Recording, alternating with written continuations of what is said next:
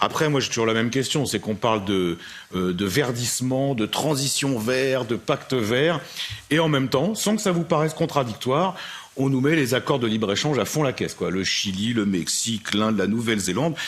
Qui croit, c'est ça la question, c'est qui croit qu'on peut multiplier à l'infini les accords de libre-échange tout en respectant les questions environnementales et le pacte vert? Ça, vraiment, cette contradiction, moi, j'arrive pas à me l'expliquer.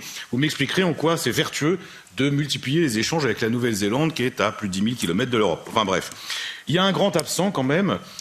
C'est évidemment, c'est un peu l'éléphant dans le magasin de porcelaine, c'est l'Inflation Reduction Act américain. Il y a un passage qui est tellement anodin qu'on l'a oublié juste après l'avoir lu.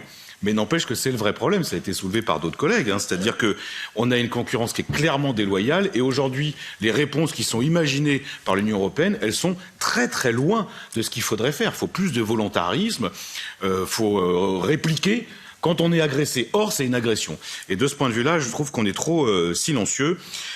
Pour le reste, réforme de l'OMC, on peut toujours y croire, mais personne ne la respecte. Autonomie stratégique ouverte. Je comprends bien l'autonomie, mais quand il y a autonomie stratégique ouverte, ces trois termes, là, j'ai du mal à me l'expliquer. Mais j'attends.